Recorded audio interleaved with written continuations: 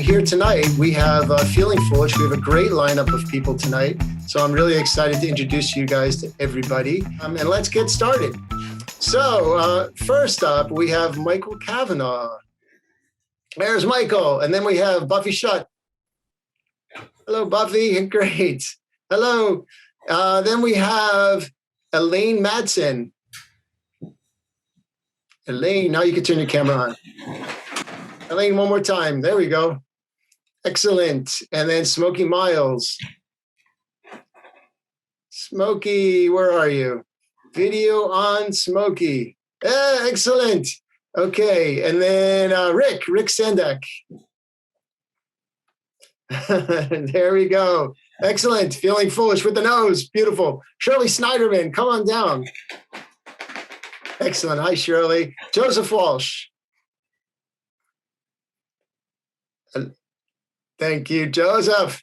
And Devon O'Brien. Hi, Devon. And then we have Kevin Kelly.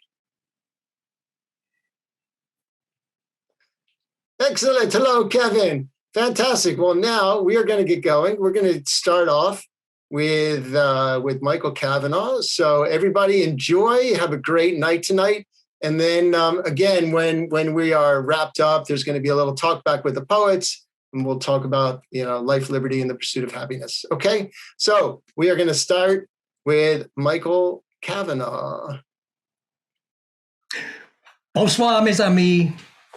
À Paris, je m'appelle Michel Cavanaugh. In the good old US of A, my name is still, funnily enough, Michael Cavanaugh. The name of my piece today is Foolishness. Friends, Romans, countrymen, lend me your ears. I come not to bury foolishness, but to reveal foolishness. And so, ladies and gentlemen, hobos and tramps, cross-eyed mosquitoes, and bow-legged ants, I come before you to stand behind you to tell you something I know nothing about. Next Thursday, which is Good Friday, there will be a men's club meeting, which is for women only. Admission is free, pay at the door, pull up a chair, and sit on the floor.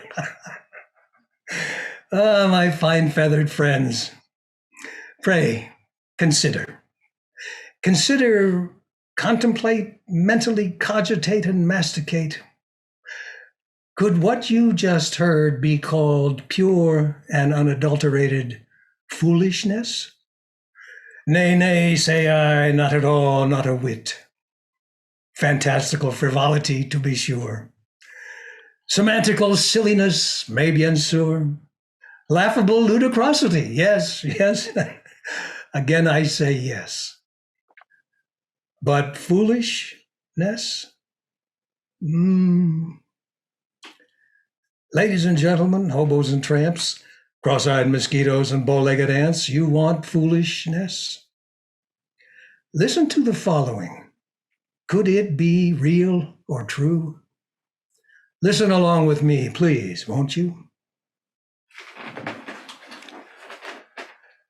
Bless me, Father, for I have sinned.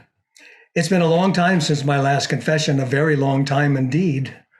Ah, my son, never you mind.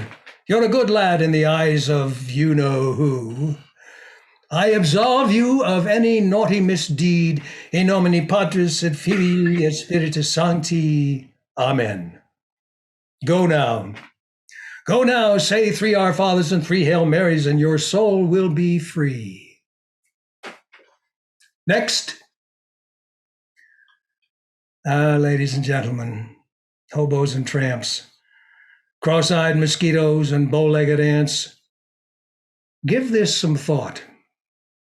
Could it possibly be 3 and 3 and your soul will be free? Nonsense, say I. This is foolishness. A foolhardy chase after a load of fool's gold. This is as real as a madcap, foolscap, owlcap offspring, Lil Abner and Daisy May and Dogpatch. This is as real as Prince Valiant and Dagwood and Blondie, Beetle Bailey, Dennis the Menace, Rex Morgan, MD. 3 and 3. Can't you see, hearken forsooth, it ain't the truth. But wait, say you, hearken forsooth, what can one do? What is the truth? 4 and 4? A little more, 5 and 5, will my soul thrive? 6 and 6? Fiddlesticks, pick up sticks. Hearken forsooth, what is the truth? Be nice. That is the truth. Be nice to others, and you will soothe your soul. And so, ladies and gentlemen, hobos and tramps, cross-eyed mosquitoes and bow-legged ants, I leave you now with one can and no can'ts. The one two-word phrase that you can. Be nice. Be nice today. Be nice today. Be nice today, today. Be nice today. Merci beaucoup.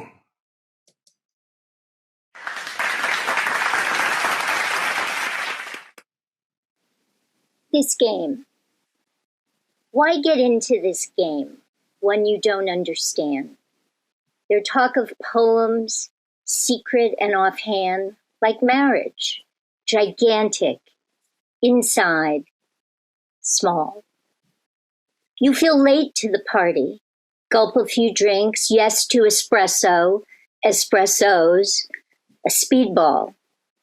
Swallow one small bone of a word. On the brink, so armored, chew, down that grit, toughen, summon, hide inside your thumb, throw up your poem.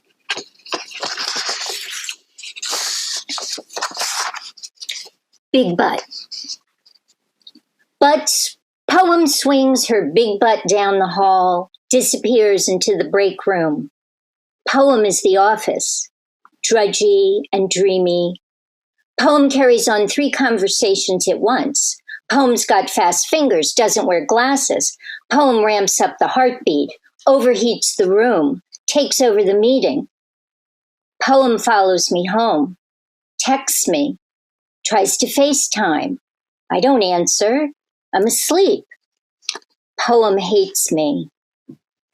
Poem bangs on the door, batters the lock, floats outside the window, spies on me.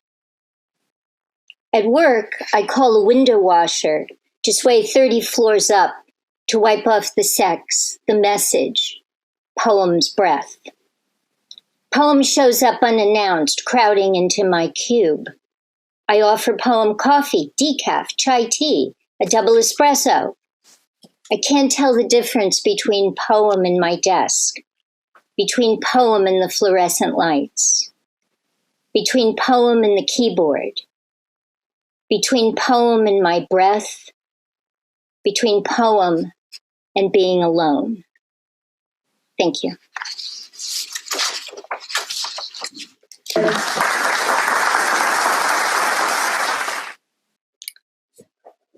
When going on beyond all reason, you will need your boots. And you must hold your hand. Yes, your own hand. The one with the Buddha's eye. I climbed to the top of a dandelion and found you hiding there. We lolled all over the golden fluff and came down to find people stare. I don't know why they act that way. But on the other hand, I've never seen any other fuzzy yellow ones like me and thee. This is in homage to John Ashbery, the poet John Ashbery. It's called She.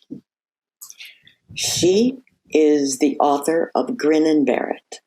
She is the master of all she purveys.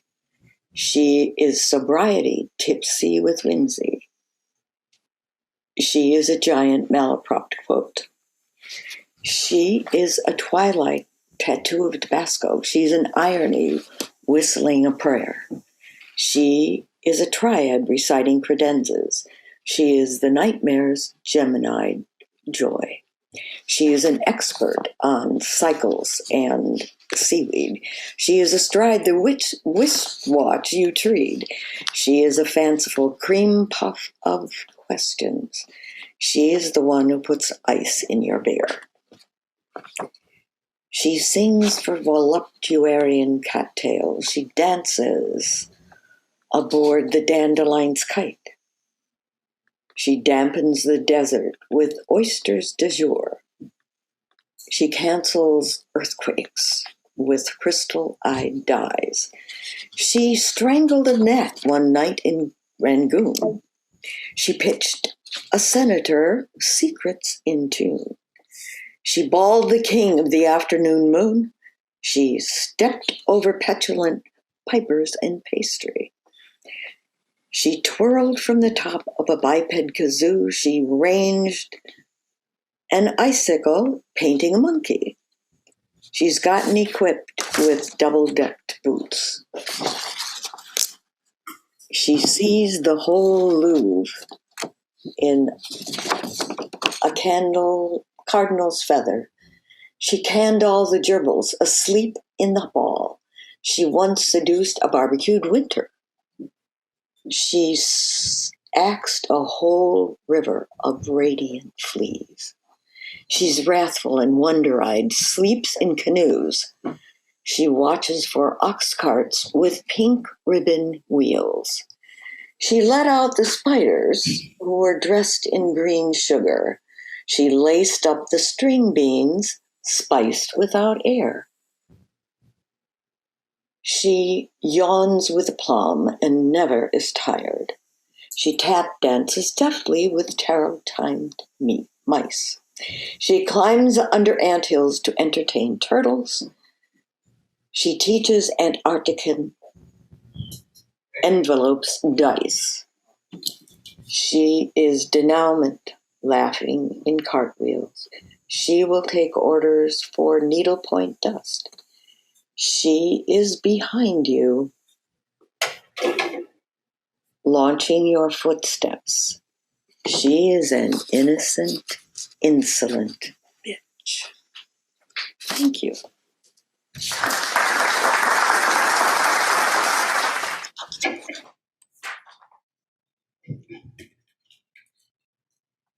It is the story of a couple of mice that had different ways of dealing with life.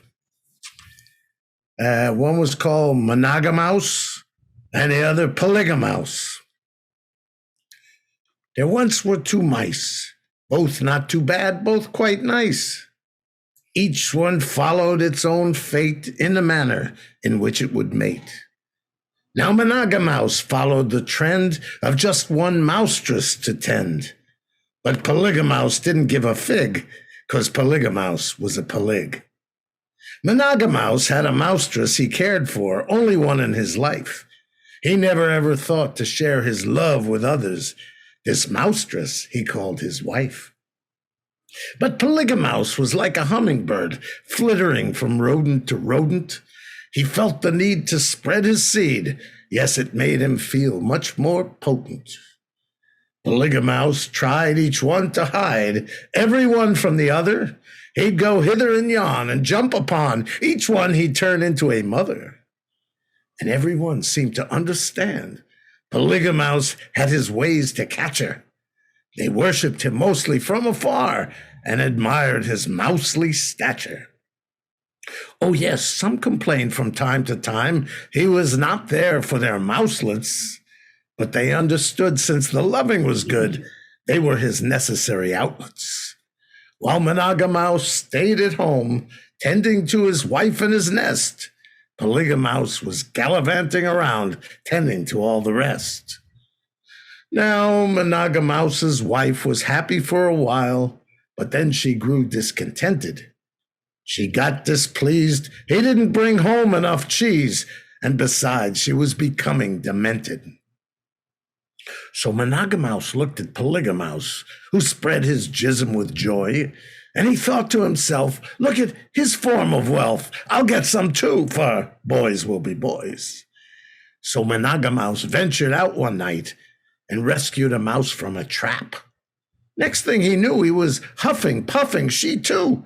They slept together, and I don't mean a nap. With lust satisfied and joy in his loins, Monogamouse returned to his domicile.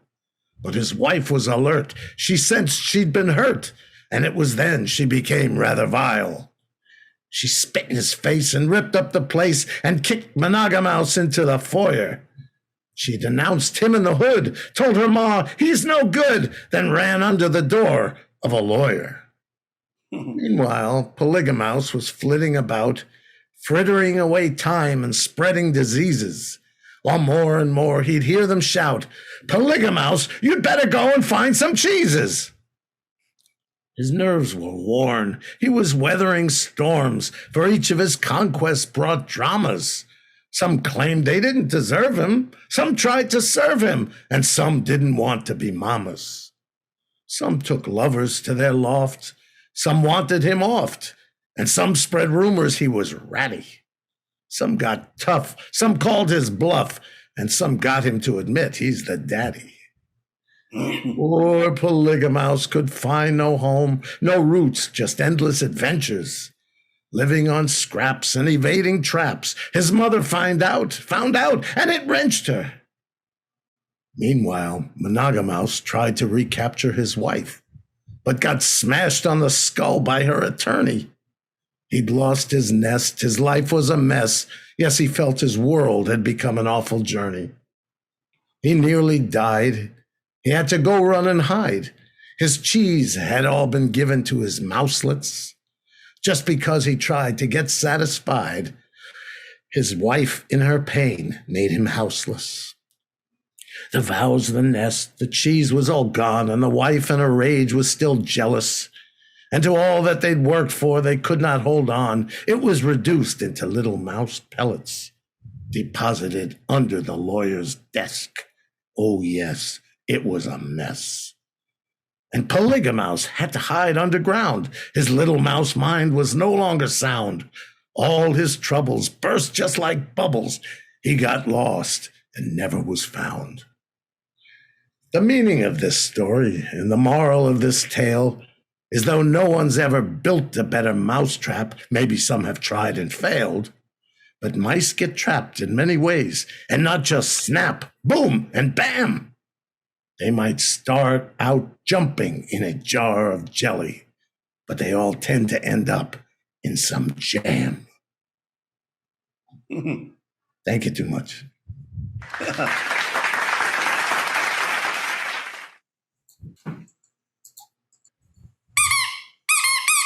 Hi, everybody. My name is Rick Sandack, and happy Easter weekend.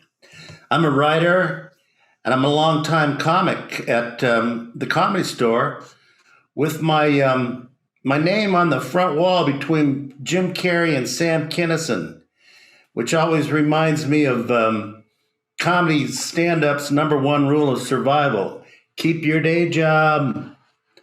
And for me to not observe April Fool's Day is like Todd Felderstein skipping Yom Kippur. It's sacrilegious. That's why every April 1st I like to call Barnes & Noble and ask the sales clerks if they've got Angela's ashes. And when they say yes, I shout, well, send them back. She deserves a proper burial. Bada bang. So when the Toddmeister asked me to participate in Feeling Foolish Night, at my pleading, I was overjoyed, and I thought I'd share my best prank ever. It took place in the 80s when I when I kept getting wrong number phone calls for the Criterion Theater in Santa Monica. Sorry, wrong number, I told them. But after one too many wrong number phone calls for the Criterion, I said, screw it. This is the Criterion Theater, and began answering the phone accordingly. Criterion Theater, I told them, establishing instant credibility. Yes, can you tell us what's playing? Asked the caller. Sure can, I said. Then I proceeded to make up bizarre off-the-wall movie titles, like Flipper Goes to Grad School, I Was a Chocolate Chip Cookie for the FBI, and Ma and Pa Kettle Bleed to Death. Thank you, they said, never questioning the absurdity or the veracity of those far-out movie titles. I was in prank heaven, pushing their gullibility to the limits with movie titles that became more outrageous, like Chainsaw Vasectomy, Jiminy Cricket's Bris, Mother Teresa Goes to Vegas, Catcher in the Rye, From Here to Maternity, I Married a Milkmaid starring Hugh Hefner and Dr. Joyce Brothers, and Incendiary Blonde starring Dr. Ruth Westheimer.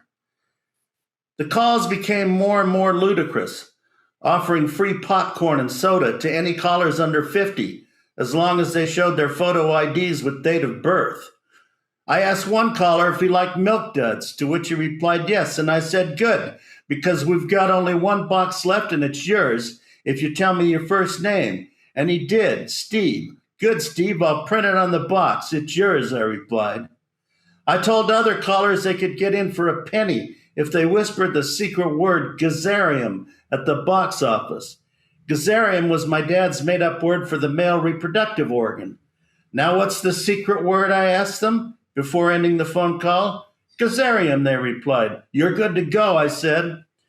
It brought me great joy imagining the look on the box office lady's face when moviegoers handed her a penny and whispered Gazarium, as did the look on the concession stand workers' faces when Steve told them he was promised the last box of Milk Duds that had his name on it, and how weirdness prevailed when moviegoers demanded free popcorn and soda pop after showing their IDs proving that they were under 50. Like I say, I was in prank heaven. I even tape recorded the phone calls so my grandkids will know that Grandpa Ricky was a freakazoid, and that feeling foolish is where it's at. Thank you.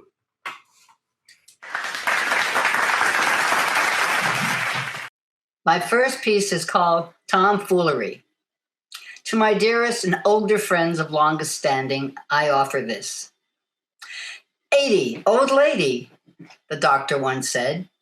He really was sorry because I shot him dead. 80, old lady, I think like I'm 20, quick with my wit and blue jokes aplenty. 80, old lady, and sometimes I feel 30. I love to boogie and get down and dirty. 80, old lady, I remember 40. I was wild and woolly and a little bit naughty. 80, old lady, I feel like I'm 50. I hold on to my money because I'm nifty and I'm thrifty. 80, old lady, yes, there was 60. A period of reflection. Still good for a quickie. 80, old lady, I cringed as I hit 70. Slowed down a bit, but life became heavenly.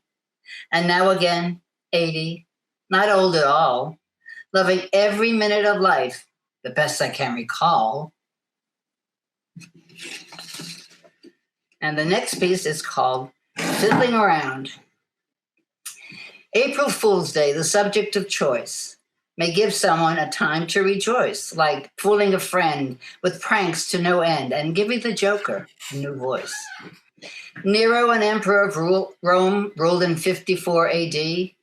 Nasty and cunning, his advisors would agree.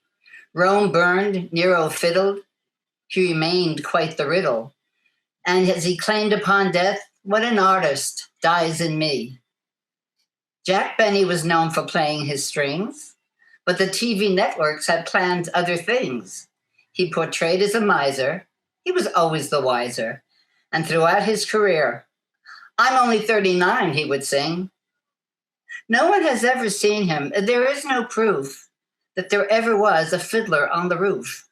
The people of this little Russian village tell stories about all of their pillage. But the one about the fiddler, there was no proof. And although April Fool's Day is done, and the jokes and the jokesters have gone, did it put a smile on your face and take you to another place? I did the work, and I hope you had fun. Thank you.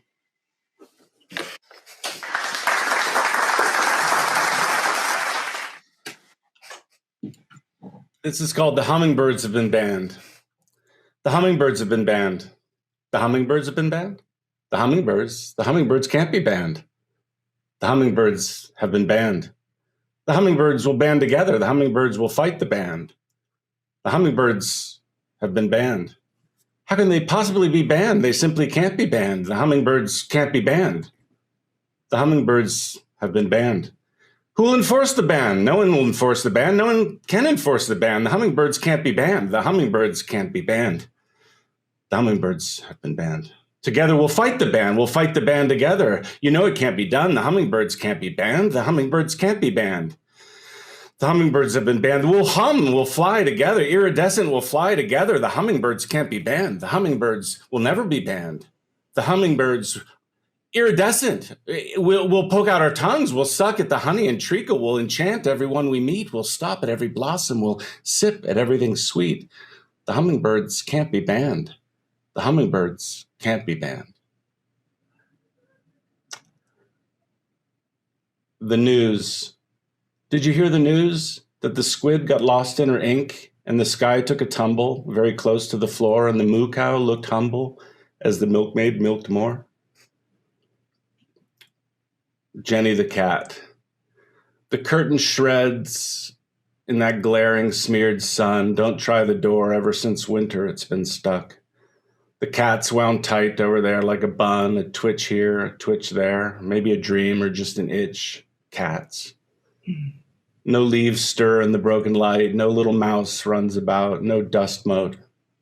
I dream of a girl in a white dress, breath like milk. When something stirs, it's time to feed Jenny the cat. A couple other little short ones here. This one's called Adirondack Poem. On ferny banks where mosses grow, table fungus hard as hoof takes root and fells the trunk, turning fur to ash, where Adirondack paths become quiet when they're asked. Unearthed tree still solicitude, a dun mosquito zeroes in on you, and the salamander like fire basks in grenadine play dead masks.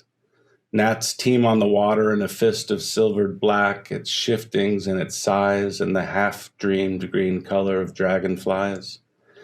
By the edge where water turns pools of cedar, a trebled tincture of light and dust, the humid torture of lightning bugs. Suburban Warfare, 1969. The lawn lies there, the cats calm and alert in the fronds. The concrete steams from a hosing and stinks of lime. The kids have sticks they've sharpened. Shanked dirt clods hang like scalps from their belts. Everywhere there's citrus, pyracantha, and thorns. The war will start in the trees. And this last one. Tell me the story again about how the sun came up and woke us drowsy in the field of the groves leaning toward the water, leaves shimmering, silver and black. This is the time of day when the summer chases the swallowtail, where the flower of the magnolia opens and laughs behind the bars of the willow. Never mind the stars. Thank you.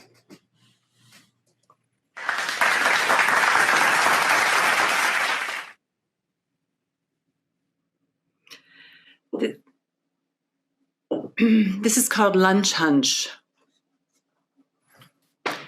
I heard today that you and he had lunch.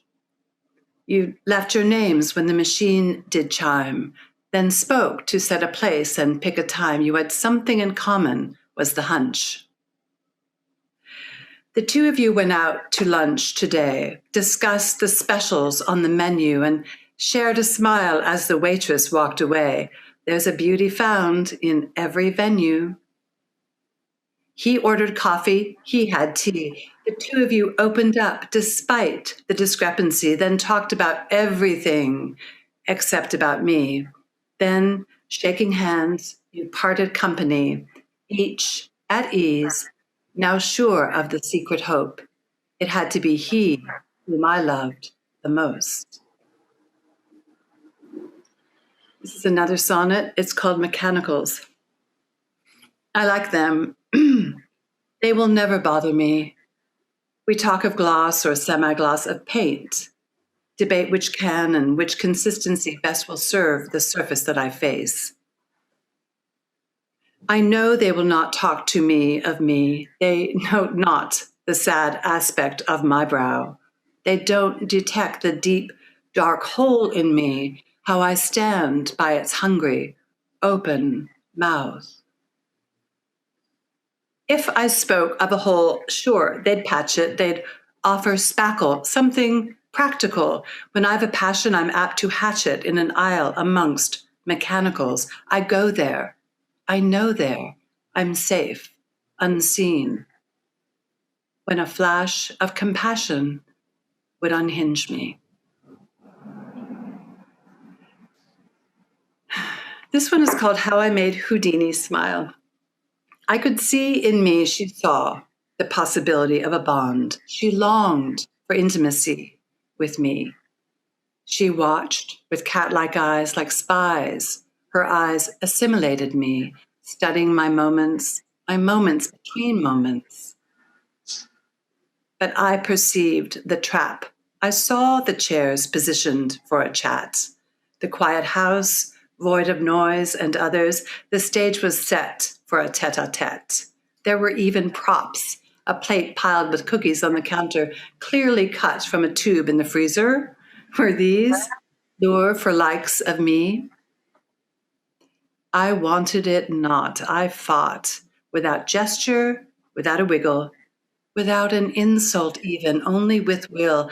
I evaded the knot. I was impressed with my own finesse. I effected an escape so expert it might have made Houdini smile. I got out and shut the door on her hopes. I gained the air. In her area, even air suffocates. This is the last poem. This is for Good Friday. It's called Prodigal Daughter. Why willful when I know I am? How wrong to be willful and a knower. To sulk, be sullen, and shirk is sinful, is silly. And to show the meager feast as if there, see, look, lay proof. Foolhardy, what? For the sake of fellowship, what fools be these, friends? There are so many ways for a knower to be a shower. Infinite tracery of unforeseen avenues, a wonder of life's winding adventure. Finally, be found feet on the right street. At last, I am a knower and a shower. Taken care of gracefully, graciously, gratefully, thou art I am. My old motto, now new again. My only one, lonely for you, alone with you, along with you. Oh, welcome home. Joy.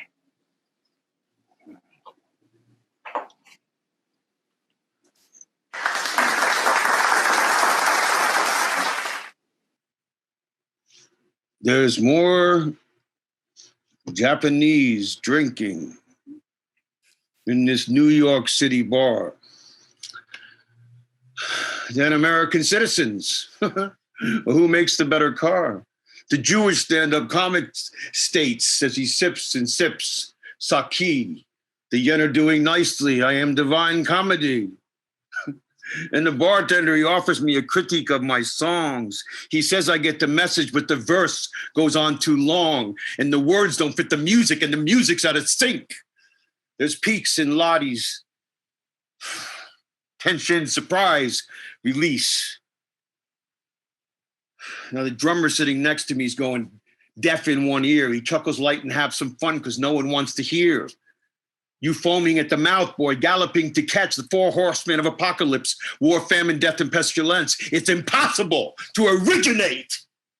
I shout in my defense. If you take the story out of your song, you rob it of what it's meant. And the words don't fit the music, and the music's out of sync. There's peaks and valleys, lottie, tension, surprise, release. These sounds are signs. They fall in lines, babbling like nursery rhyme, conditioned by our wordless time around the bar. I cannot find, it's true. I finally lost my mind. And Donald Duck is jealous of Clark Kent Superman, and Lois Lane's on LSD with Daffy Duck in Disneyland. And the Japanese are laughing as Mickey Mouse, he jokes with Porky Pig at Warner Brothers. That's all, folks. Now, I meant nothing offensive to those aforementioned few. And to you Japanese, metaphysically, I'm with you. I hope you make $1 million. I pray you seek what's free. Today, I was so fortunate to go for Korean Lee. He operates his stand on St. Mark's efficiently. He sells sunglasses double in AAA batteries. When I'm wrestling the bartender, I lose the drinks on me. There's an exodus from Manhattan all the way up to my hometown in Poughkeepsie. These sounds are signs, they fall in lines, babbling like nursery rhyme, conditioned by our wordless time around the bar. I cannot find, it's true. I finally lost my mind. It's called The Lunatic.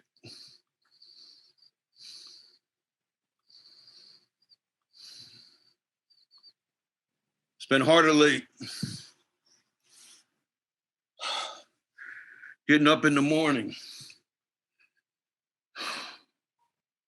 It's been harder late walking the street. I don't know who to talk to. I don't even know where I'm going to sleep. My friends, they've abandoned me. My folks, they've lost all hope. They say my mind's got this sickness. I tell them, no, it's just my heart. It's breaking in two. Well, there goes the lunatic. The bells, they ring loud and clear. I am the lunatic.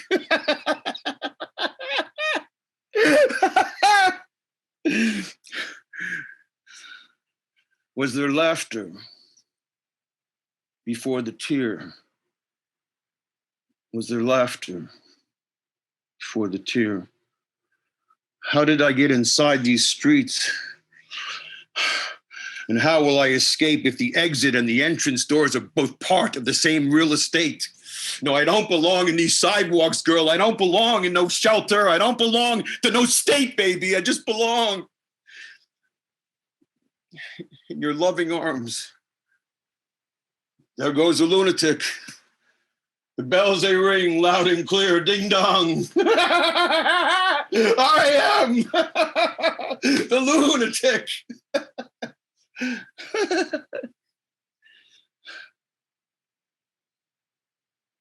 Was there laughter before the tear? Was there laughter before the tear? Yes, I am the lunatic. It's I, the cursed one. I'm also a force of nature, the full moon and the rising sun. Tonight, I want to shoot myself. The only problem is I can't afford a gun.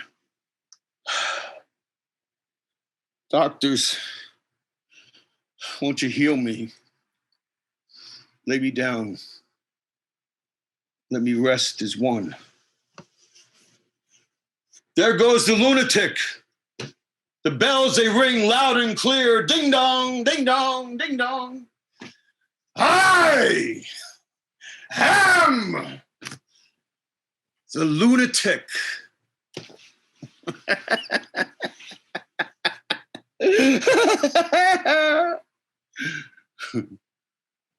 Was there laughter before the tear? Was there laughter before the tear? Thank you.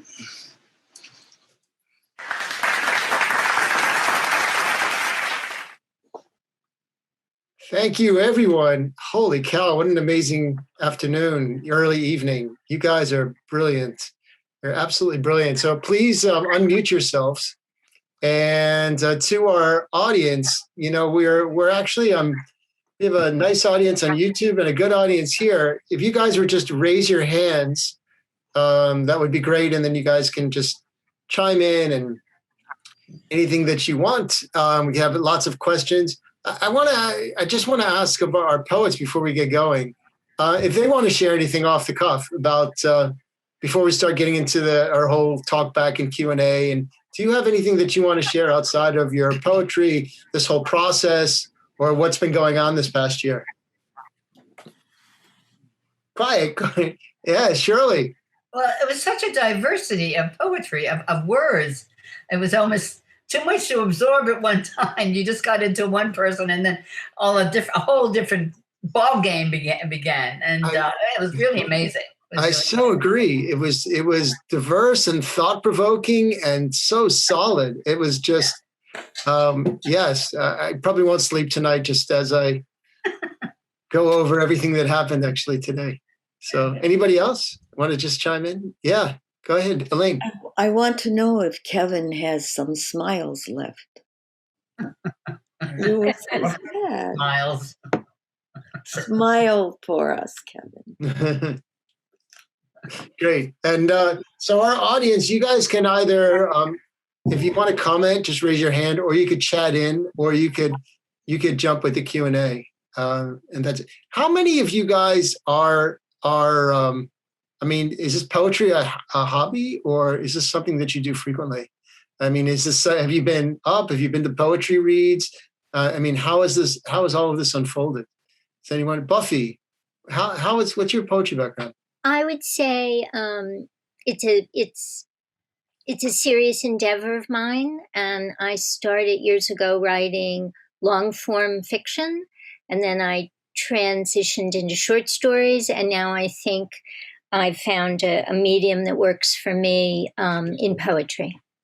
Oh, that's great. Is there, and this is to a novice, is there something that poetry gives you that you can't get from a short story? You personally, Buffy? I don't know if I would say it like that so much as it's just a different discipline. I'm really, I love the conciseness. I love the surprise that poetry can give you. But I love all forms. I love the Henry James novel, and I like the Alice Munro short stories. So I'm all over the place in what I admire. Your work is wonderful. Alan, I'm going to get to you in 1 second. I just want to ask, I know, Kevin, you and Smokey are both songwriters. Obviously, there's a direct connection between songwriting and poetry.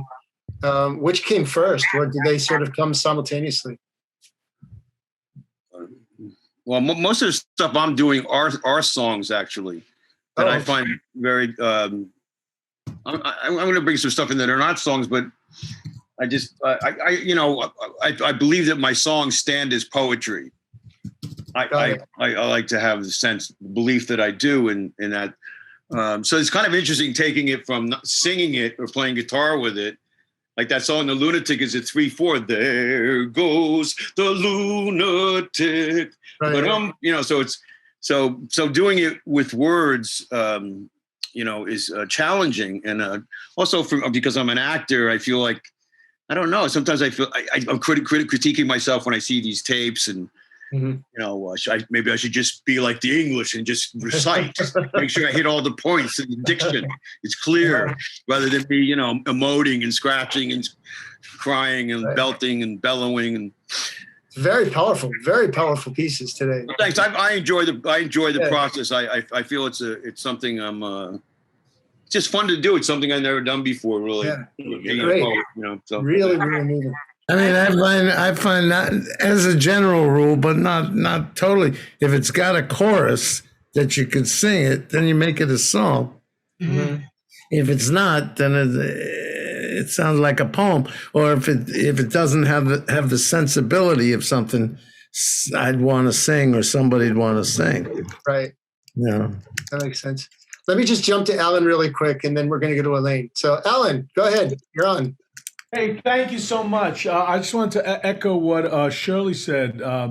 It's such a diversity of voice and theme and presentation, and it's so thrilling. I mean, I know Kevin some, and I'm good friends with Michael Cavanaugh, and Buffy Shutt is of my heart and one of the most glorious women I know.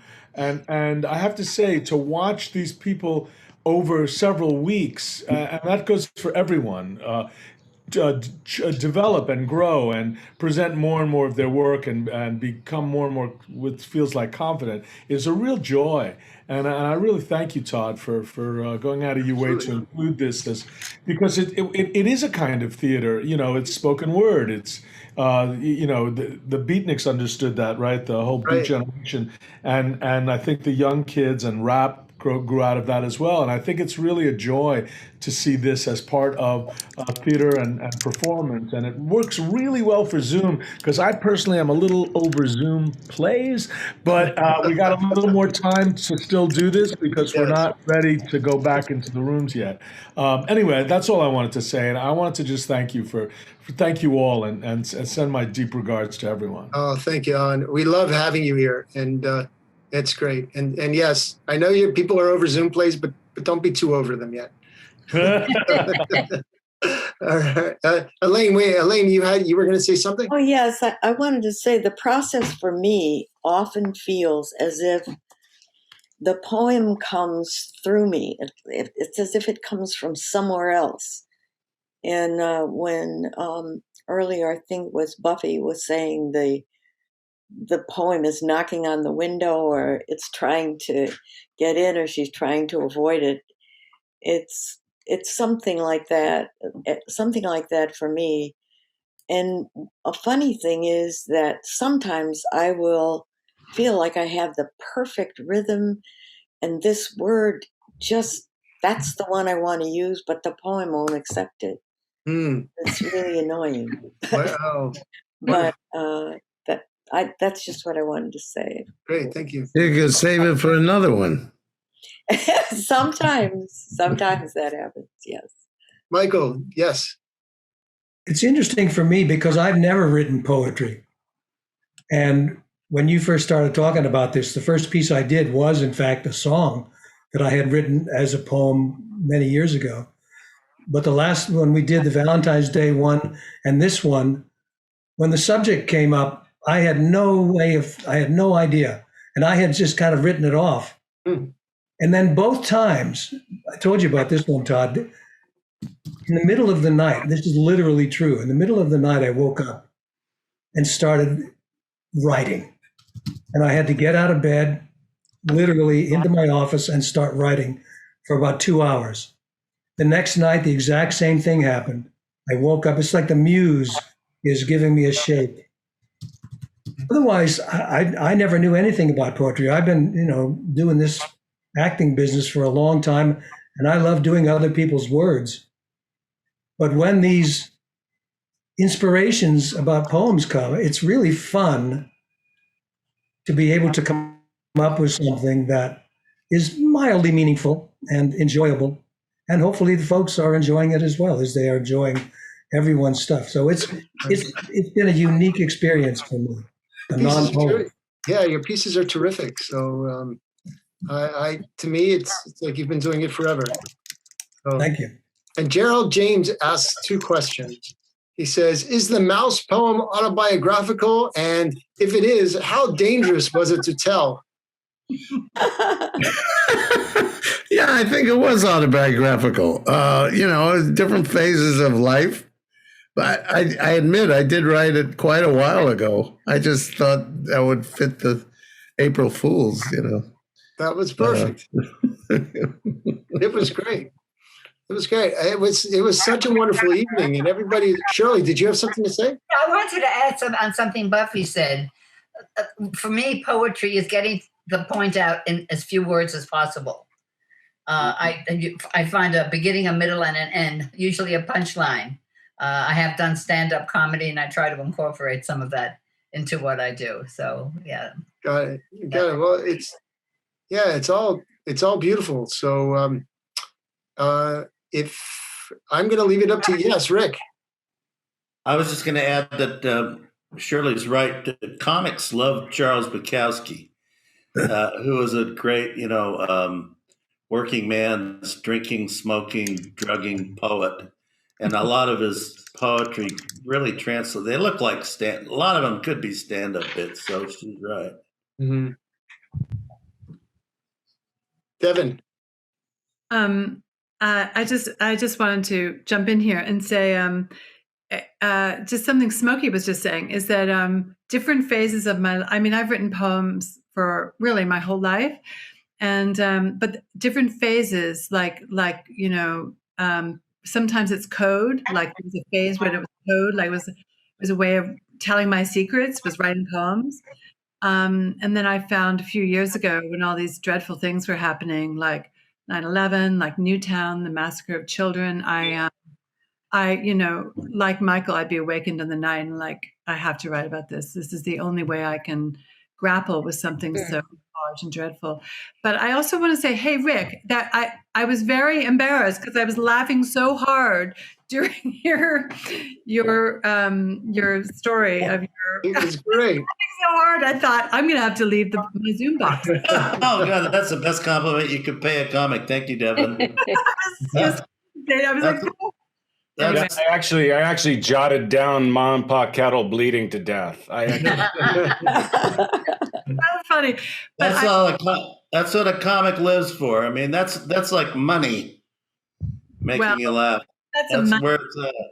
But I just want to say, Todd, I'm so grateful to you for, I don't know where this kooky idea came from, this foolish idea, but it was wonderful. So wonderful to get to know these other poets, and I really am so jealous of Kevin and that lighting thing he is going. Like, yes, it's been so great, and I just want to share that it's not going away. I recognize that some people are burned out of Zoom, and we do have a little bit of our format is going to change slightly. We're not going to do as many productions a month. We'll probably just do 2 a month. And I think we're going to do poetry every time the seasons change. So look at this one as spring, and then our next poetry will be right around June for summer. So it's not going to go away. We're just not going to do as many. So I can get a good night's sleep then. Exactly. No, so you can get a lot of paper and pens. We're expecting a lot from you, Michael. Yeah, so, right. We can go to Stu Berg, that hand just popped up. So I'm glad to see you in the house.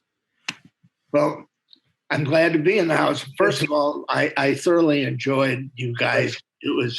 I found that I've always liked poetry, and of course I kind of grew up on the Charge of the Light Brigade and the face on the barroom floor and all these things, which basically were stories that were told in rhyme and rhythm.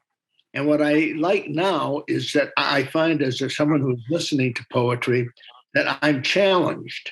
I hear the poem and I want to know what that really means to the person who wrote that poem. So it's one of it's a more interesting way to have your audience or your reader or whatever term you want to use to involve themselves in the work that you do. And some of them are funny and some of them are sad and some of them seem to be easy to understand. But everything that was done had a certain meaning, and there was something of each of you in it that were keeping me on my toes to what exactly it is that you're saying. So in that respect, I want to tell you how much I thoroughly enjoyed everybody's work. So thank you for a lovely, lovely afternoon. Thank you, Stu. Thank you, Stu. Good. Can't wait to see you again in the theater. I'll be there. Good deal. Good deal. Gina Costa, our own Gina Costa. Hey, you guys, can you hear me? Yeah. Hi. Oh my gosh. This is Are we 3 for 3? Is this our third poetry? This is it. 3 for 3. I'm 3 for 3, and it's just once again just a wonderful cavalcade of words and imagery, and watching a poet recite their own poetry is really kind of great, because you get to see all that in between stuff with their faces, their lips, their eyes as they're experiencing their own poem. It's really quite great, because obviously most of the time with smartphone, the writer is left to the side and the actors are up front. So to watch you guys work your own words, you're really working your own words. It's really beautiful. And I have to say, no one can write a poem about a goldfish like Elaine Madsen. Elaine and I shared a very special relationship with a goldfish a couple of seasons back before the world shut down. There's a lot of hidden craziness in that woman, and it's arresting. It's arresting, and I will say, Kevin Kelly, one night after he had, I wrote a short play for the PD unit called The Lucky Mouse. And Kevin caught me in the parking lot after, and he goes, "Hey, I got a poem. It was called Mice on Ice. I had to freeze some mice because it was so fucking cold in New York one winter." And I was like, oh my God, so somewhere in Kevin's, brain pan, there is a poem about mice on ice. Speaking of mice, but thank you so much. And Michael Cavanaugh, I love when you say you've got to wake up, because that news just keeps happening at you. And they will not let you rest. They won't. So thank you guys so much again. Can't wait for the summer edition. Woohoo! Thank you, Gina. Thank you, Gina. So great to hear from you. Gerald James. Yeah, I got a question for Kevin. Sure. Can you hear me? Yeah? Yeah. Kevin, with the current times with Japanese abuse and stuff like that, what was that like to do that poem, and how current is that poem?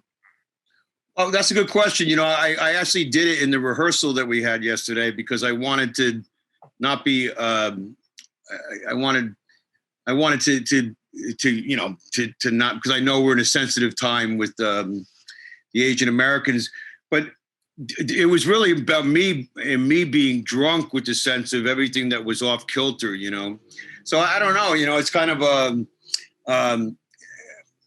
it was me coming out of a drunk when I used to drink in Greenwich Village in a bar with Jack Kerouac and Ginsberg and all the poets were there. And when I came to, it was like the whole bar was full of Japanese people. So that's where I went home and I wrote the song Drunk. There's more. And so that's where that came from. But when I did the poem, I thought to myself that the spirit of the poem and the heart of the poem is not offensive. I also talk about the Jewish comic, and the Korean guy who's in New York. There's a little bit more. There's a Korean guy and a Japanese guy and a Jewish guy over there, and so that was the spirit of the poem. But I don't know. I felt I don't know. I think that sometimes our political correctness can stifle. I don't know. I don't know what we can do, but we could all be neutral and just walk around and just become like, I don't know. But I hope I didn't offend anybody. I hope the spirit of the poem, if it was received, was more about me, not about. Yeah, that became evident as it was going on. Oh, good. Well, good. Then I did my part. But it really was a shocker to pull in. Well, good. Then that's good too. Yeah, I guess taking on my clothes next time. That'll shock you. My clothes. I do anything for a joke. What was the bar? Was it the White Horse? The bar? Yeah, the White Horse. No, but I know that bar. I know the White Horse. I have a song I used the White Horse, but yeah, no, it was a bar in Greenwich Village. I forget the name of the bar. It's right on St. Mark's Place. I forget the name of the bar, but it wasn't long. It was at the end of my drinking career began to end, so I was, I was like, and I think I was having delirium tremens or something when I wrote it. So quite a fantastic time. performance, that I've. That's amazing. But anyway. Yeah, that's amazing. Wow. Guys, unless anybody else wants to chime in, I'm going to call it a night. And if anybody has anything else to say, just stop me. And I did mention that that we're going to try to do this. We will do this every time the seasons change. The Smartphone Theater, we just celebrated our 1-year anniversary. So we began on March 27th. We did our anniversary. Yeah, yay to us. So we did our anniversary on March 26th, which was wonderful. Gina Acosta did a beautiful, beautiful production called The Huntsville Gun Show, and it was amazing. And then starting next week, we have a whole new season coming up. We're only going to do a couple a month instead of one every week. So there's going to be a few other changes as well that you'll see. So check the website. Again, we still want your support. We live by your support. So please donate whenever possible. And we need you. And so far, you guys have been great because that's why we're still on a year later. And who knows what else we may have. Somebody brought up spoken word. I'd like to do a spoken word night, which is going to change it up a little bit. And who knows? I mean, there's going to be a lot of things. This platform is also going to be very evident to try new things. So as the theaters open up, if playwrights or anyone else for that matter wants to try out new work before it actually goes onto a stage, this platform is going to exist for that. So I'm keeping the doors open. People email me. I still get plays all the time. People email me if you have any questions or if you think you have some work that might be great for this, just to try out, just so you could hear it out loud. We also may have a really cool surprise for you next month. So again, check the website for that. So everybody here on all of our poets, first of all, tonight was brilliant. Thank you guys so much. Secondly, I am going to send you a quick link. So check your email and we're going to have just a nice congratulations, Mazel Tov, happy Good Friday and happy Easter, everybody. Just toast. So check your email about 2 minutes after we all say goodbye. And again, does anybody have any parting words before we go? Thank you. Thank you, Todd. You're the greatest. Thank you so much. Love you, Todd. Thanks, Okay. everybody. All right. Excellent. Bye, everybody out there. And to the poets, I'll see you in about 2 minutes, okay? Thanks, everybody. Okay. Thank you all. Bye-bye. Merci beaucoup. Merci beaucoup.